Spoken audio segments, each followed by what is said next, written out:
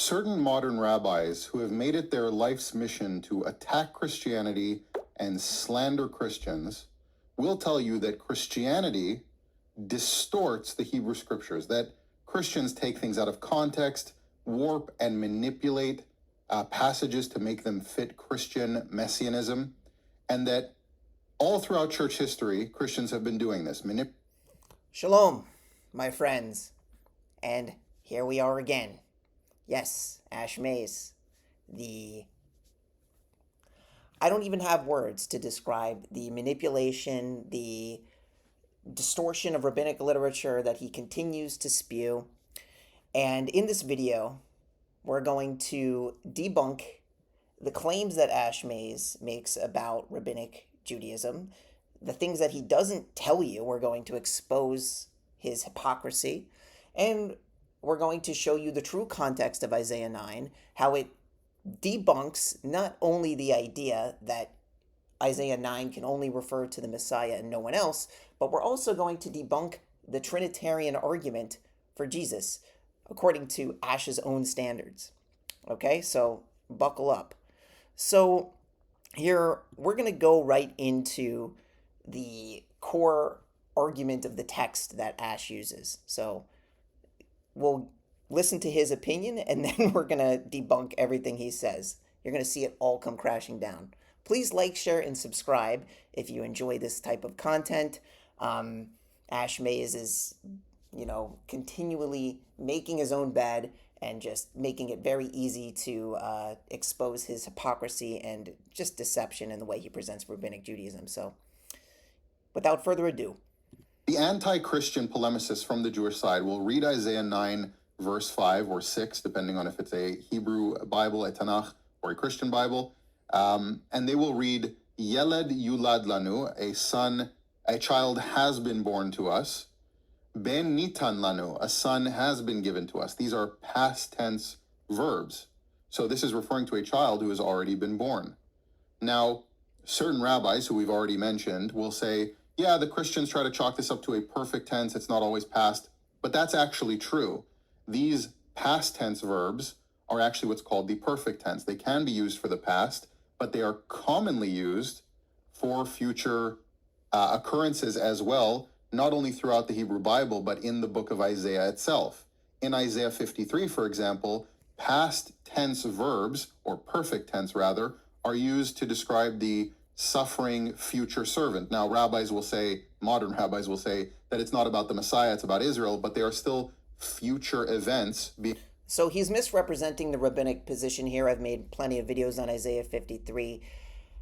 If we're being honest about, and even Tovia Singer, I've showed videos of this, where he acknowledges that the Messiah is inclusive of this, Israel being the servant, right? I have videos on Isaiah 49. I'll put the videos in the description. The Christians have no way of defending Isaiah 49 when it says, you are my servant Israel in whom I will boast. That's not secret code word for Jesus, but if you want to be eisegetical and eisegesical and betray the plain meaning of the text, you can say that Jesus is secret code word, that's basically the secret code word, Israel isn't really Israel there. It's really the righteous remnant of one who is, and Christianity has nothing, they can't defend any concept of the righteous remnant. So I'll put the link in the description for those interested about the Isaiah 53 stuff. Since the topic is Isaiah 9, we'll focus more on that for now.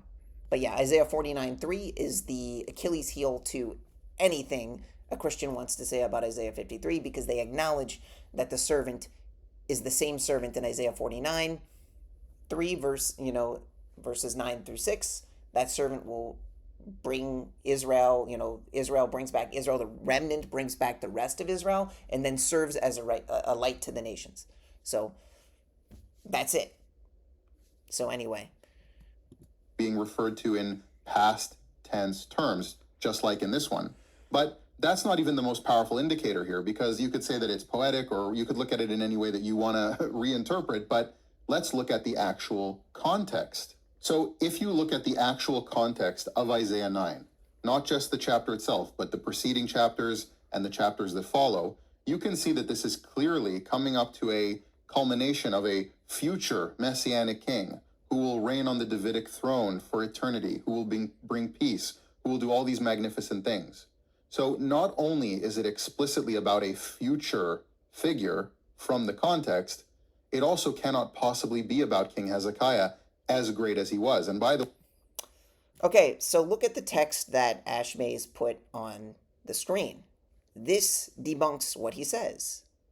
It says, to him who increases the authority for peace without end on David's throne and on his kingdom to establish it and support it with justice, with righteousness from now and to eternity.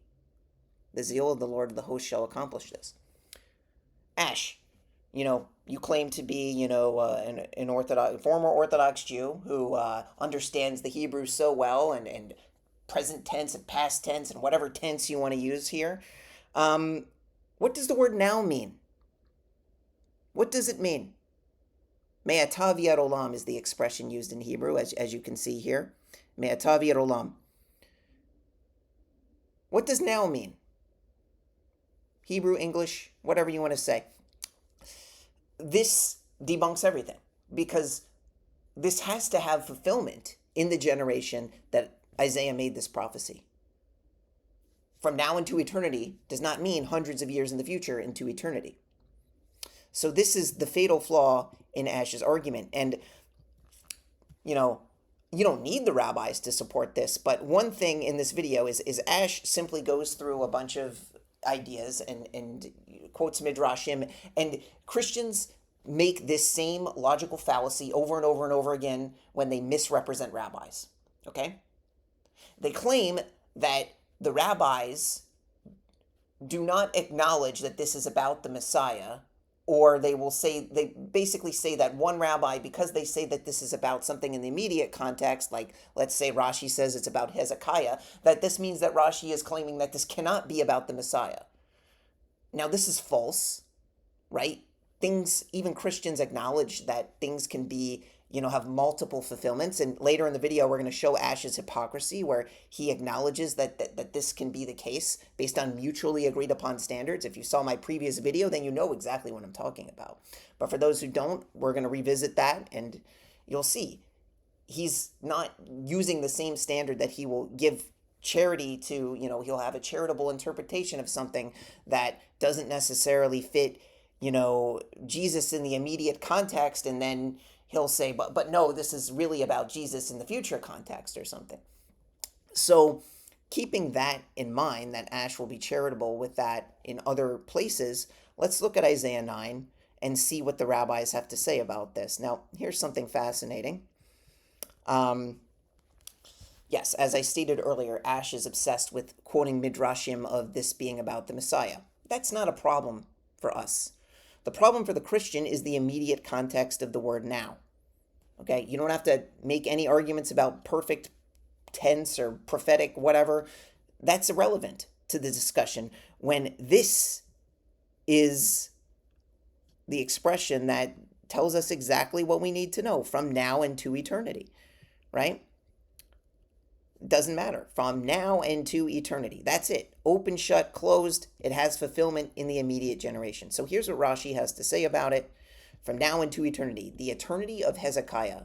All his days. So we see with Hannah concerning what is said in Samuel, in 1 Samuel 1:22, and abide there forever. So what Rashi is doing is demonstrating, Ash Mays is obsessed, and most Christians are obsessed with this idea of eternity, and they claim that because this expression Viad Olam is used from now into eternity, they ignore the now part and they say, but it says eternity, so this must refer to the Most High God. It can only refer to the Most High God because it's only future and it has nothing to do with the now that Isaiah made the prophecy. Of course, they have to ignore this word me'ata, from now, because that's the only way for them to eisegetically, disingenuously ignore the context of the immediacy of the prophecy, which of course Rashi and the rabbis acknowledge, and then also that expression me'ata v'yad olam, the v'yad olam part, which is used in 1 Samuel chapter 1, verse 22, right? We can go directly to the source. It uses that word ad olam, that expression, those two words. He shall abide with the Lord there forever. Now, using Christian logic, because it uses the word forever, that must mean that Samuel is God, right? Which is stupid and doesn't make any sense. But if you want to be like Ash Mays, you could make that argument because it says forever, because Samuel will abide with the Lord forever. But for those with thinking brains, forever doesn't mean that in this context. It's not exclusive to the Most High God. And then it says, in order to refute those who disagree, Rashi goes on, the Christians who claim that this is their Prince of Peace, right? This this refers to Jesus, their deity. We can refute them by asking, what is the meaning of from now? Is it not that the deity did not come until 500 years or more? So Rashi is making a very logical and exegetical, plain as day argument that Ash Mays is completely ignoring and saying, oh, I know the grammar better than you rabbis. You're making up stuff. The smoking gun is the word now. So you're the manipulator, Ash. And you didn't even mention this, Rashi, because, of course, it didn't support your case, your hypocritical and nonsensical case that this can only refer to the Messiah, even from a rabbinic perspective. He didn't mention in the Talmud, he mentioned all these midrashim in this video. You can watch it if you want. Like, basically, the long and the short of it is he just quotes every midrash that refers to the Messiah, regarding this passage that it's, has a future messianic context. Great, shkoyach. That's not a problem for us. The problem for you, though, is that in the Talmud, which is an early rabbinic source, it's literally in the Talmud, it states that these names are written for Hezekiah, right? It says the 8 names of Hezekiah, as it is written, for us a child is born, a son is given. It quotes directly from Isaiah 9:5 or 9:6 in Christian Bibles, right? The government upon their shoulders, and his name shall be called Pele Yoetz Kel Gibor Aviad Sar Shalom, right? So it's right there. There's no way around it. This is very clearly an idea that is rooted in rabbinic Judaism, that it's not just about the Messiah. It's the same thing with Isaiah 53. It's not just about the Messiah. It's about the righteous remnant. Here it's even more specific, though, because it is referencing a Davidic kingdom, a Davidic throne. So this is actually more specific to the Messiah than Isaiah 53. But it's still not exclusive to the Messiah, because it does have immediate context in the time that Isaiah made the prophecy, based on that word now, which Ash conveniently ignores, as well as the rabbinic commentaries, which emphasize that. So, Ash, the gig is up. You need to stop misrepresenting not just rabbinic Judaism, but also the plain meaning of the text. You don't need rabbis to tell you that now means now, right? Or that forever, me'atav v'ad olam, doesn't refer exclusively to the eternity of God, and that, Rashi clearly makes an exegetical argument for Samuel, that expression applying to him. So it's just mind-boggling to see the way that the double standards that these people have. So, and I wanted to show you more from the debate that I had with Ash, where he agrees with me about a different prophecy from 2 Samuel verses 7, or chapter 7, verses 12 through 16, and you'll see he agrees with this standard that it can refer to a context in the present time and also to the future. When I go to messianic prophecy, right, between Jews and Christians, I would imagine we both agree that one of the primary sources, I would say the primary source of who the Messiah is supposed to be, comes from 2 Samuel chapter 7, verses 12 through 16, which obviously in the immediate context speaks about a son of David who will eventually establish the kingdom of David, and ultimately a son, obviously King Solomon is being spoken about in the immediate context when it says he shall build a house in my name and I will establish the throne of his kingdom forever, right? But we also understand two parts of the prophecy, right? Right. We also understand that can also refer to the future Messiah, who of course will ultimately establish that throne through that eternal promise, right? I don't know. Do you have any qualms with that as being do you have additional text? Do you want to bring it up on the screen? So you see, we're establishing common ground here, and he says there's immediate fulfillment and then there's future fulfillment, right? That's fine, and then we discuss it further. Here's the text on the screen. So obviously, the shot of that wouldn't be about, at least from a Christian point of view, not about the Messiah, because it's talking about this son being, a sinner, effectively. So we understand that as Solomon. I think Christianity doesn't have a problem with that either. But then it says, I will never withdraw. So I'm emphasizing where it says, when he does wrong, I will chastise him with the rod of mortals, right? So this is 2 Samuel chapter 7, verse 14. It's speaking about this Davidic son of David, who will build a temple. And we'll keep going from that. So clearly it's referring to King Solomon in the immediate context. My favorite from him, so that's saying that it's going to be eternal, right? As opposed to the kingdom of Saul. And then it says, the kingdom shall be secure before you and your throne shall be established forever. I have no problem with that also applying to the future Messiah. That's fine, right? And I think Jews and Christians agree on this by and large. Yeah, I think so. Right. I'm not particularly familiar with this as far as the messianic context, but I would say probably. I think it's quoted in Hebrews chapter 1 when it says, I will be a father to him and you will be a son. So I put the text up on the video to show, here's the footnote here, right? 2 Samuel 7:14. And then it also referenced 1 Chronicles 17:13, which is very clearly in the immediate context speaking about King Solomon, right? So they quote this in Hebrews chapter 1, where it says, I will be his father and he will be my son, right? So this is a direct quote from there that the Christians also acknowledge that this refers in the immediate context to King Solomon, but also the future context can also refer to the future Messiah, who obviously Jews and Christians disagree on who the future Messiah will be. Christians say Jesus, we say it's someone else. The point being that he's okay with this prophecy in 2 Samuel, right, which explicitly describes you can see in the prophecy, I will never withdraw my favor from him as I withdrew it from Saul. Like, there's no way around it. This prophecy is the establishment of what the Davidic kingdom and the covenant of what the future Messiah will be.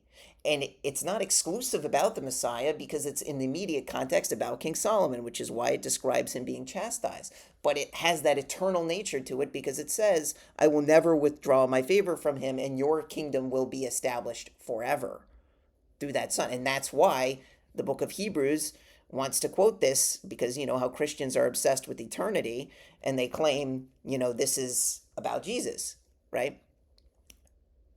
Erroneously. But this very clearly is about not just the Messiah, but also King Solomon in the immediate context. So why, when we look at Isaiah 9, are we ignoring the context when it says from now into eternity? Why are we saying it can only refer to the Messiah? Well, of course, the Christian is going to, as Ash Mays is erroneously and idolatrously arguing for, claiming that these names, all of these names, must refer exclusively to the Messiah and no one else because of the way that the names are described, right? And what's interesting, though, is that in his attempt to, basically validate his quote-unquote divine Messiah, one of these names has a very big problem for Christians, even if you want to take these hyper literally, because remember, Trinitarian Christians believe that the Son and the Father are two separate persons, although they are somehow one. So let's hear Ash try and argue for this. I brought up a passage in Ezekiel 37, and look what he says. All of these verses that I showed you, none of them indicate, at least the verses that I was bringing up, that we both agree refer to the Messiah. Like, for example, that's why Christianity points to a totality of things that point to the Messiah and who he is. Right, but it's interesting that we agree on these when it says, "My servant David shall be king over them." Right? It doesn't say, "I David, Chas v'shalom, I, the God of Israel," right? Who is also known as David, their king, right? Can we agree because of that if you're going to be a Christian and believe in Jesus, you can only be a Trinitarian Christian? So you can watch the video and see, basically he's saying that based on the way that prophecy was described, that you can only be a Trinitarian Christian based on that passage in Ezekiel that we were discussing, which is stupid and silly. And it really causes problems for this verse in Isaiah chapter 9, verse 5, because it says, "A child has been born to us, a son given to us, and the authority is upon his shoulder, and the wondrous advisor, the mighty God, the everlasting Father, called his name the Prince of Peace." However, it doesn't really matter what translation you use at this point, right? If you want to say that all these names are applied to Hezekiah, I mean, the Talmud, as we saw earlier, explains if you want to interpret these names as all referring to the child and names of Hezekiah, that's the way this Talmudic passage interprets it. And, was Hezekiah a wonderful counselor? I mean, if you look at the account in 2 Kings 18, he seems like the real deal. He did what was right in the eyes of the Lord, like all his father David had done. He trusted in the God of Israel. There was none like him among the kings of Judah who were after him, nor were there, before him. He cleaved to the Lord. He did not turn away from following him. He kept his commandments, which he had commanded Moses. The Lord was with him in everything he ventured and succeeded. He rebelled against the king of Assyria and did not serve him. I mean, Hezekiah is put on such a lofty level that even, and of course Ashmaze didn't mention this, that the rabbis even argue that some of them even argue that he was set to be the Messiah. One rabbi even infamously argues that he was, and that there will be no Messiah for Israel because of there was no basically we already experienced him in the days of Hezekiah. That's how great Hezekiah was. Now, obviously, that's not an opinion that we hold by, but the point being that Hezekiah was one of, if not the most prominent kings of Judah in terms of his righteousness, in terms of his ability to, and he also ruled during a peaceful time. If you go to Isaiah 39, when Hezekiah and Isaiah are having a conversation, even though it was a negative, prophecy about the future, Hezekiah said, well, this is good because there are peace in my days. So you want to compare Jesus to Hezekiah, right? In terms of he ruled as a king, Hezekiah. He ruled during a peaceful time, right? No enemies could touch, Israel, the kingdom of Judah during the time that he was here. Even the people who came from the kingdom of Israel were, received well. And it was a unified kingdom like no other under him since the times of Solomon. So, yeah, Hezekiah was the real deal, for sure a wondrous advisor. Now, the word Kel Gibor, the Talmud explains, and if you're a Christian, you don't know Hebrew, then you're not going to know this, but it says Chizako is the idea of strengthening him. Chizkiyahu means God strengthened, so it's a pun when it uses that word Kel Gibor. It does not mean that it's a literal, this is literally the God walking around, right? No, it's a pun on Hezekiah's name. And so we're going to get to the next word that's very problematic for Christians.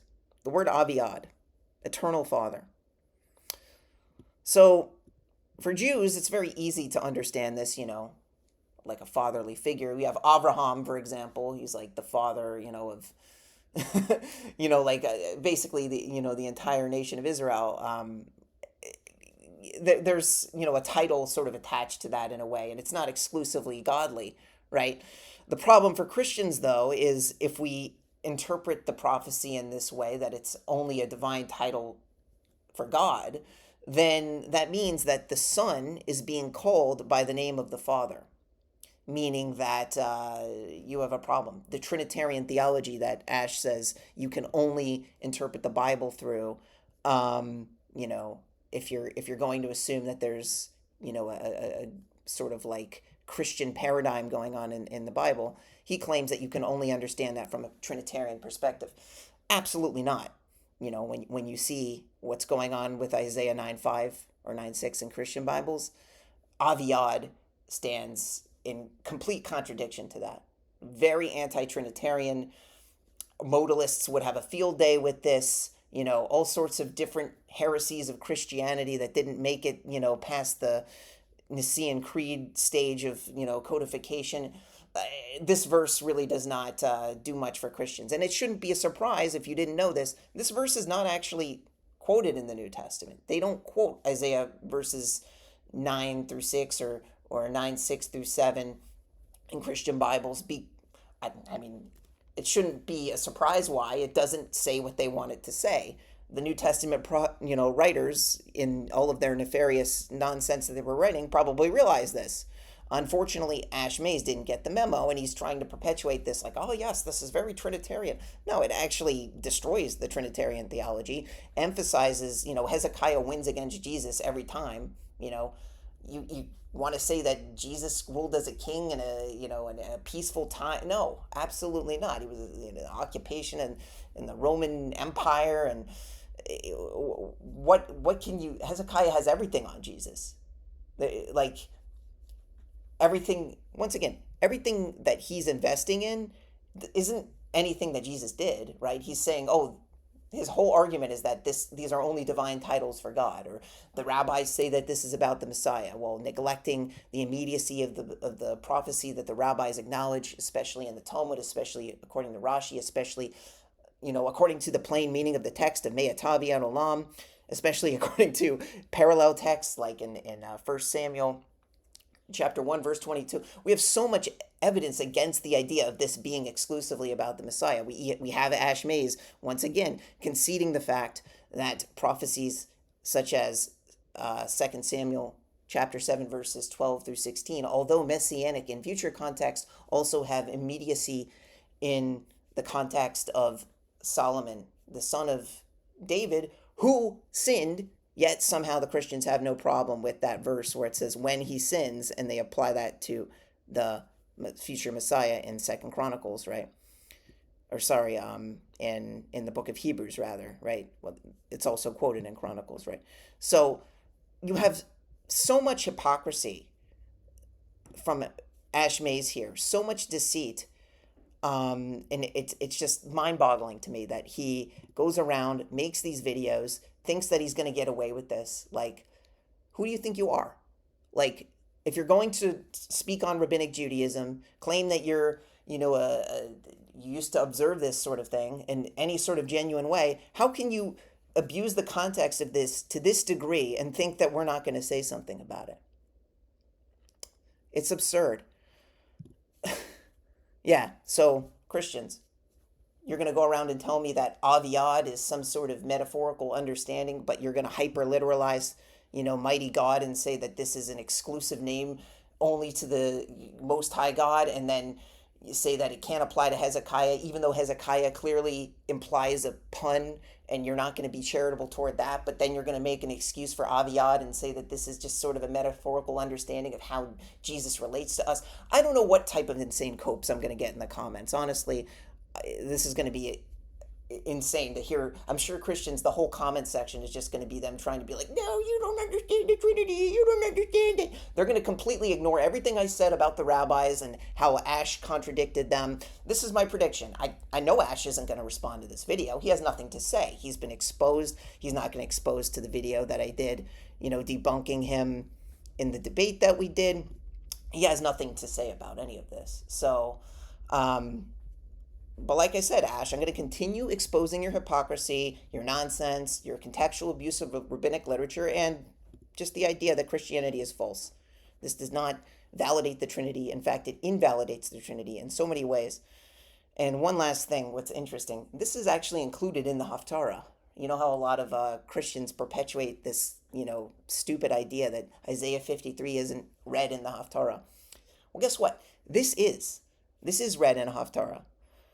Davka is read. So we don't have anything to hide on this. Your New Testament authors, though, what do they have to hide? If this was such the slam dunk Trinitarian argument that you claim that it is, that can only refer to the Messiah, why didn't the Christians put it in the New Testament? Matthew could have followed up Isaiah 7:14 and his contextual abuse of, the Alma and all that sort of stuff, Parthenos, whatever. Why didn't he follow it up with this? Maybe they knew that this isn't saying what you want it to say.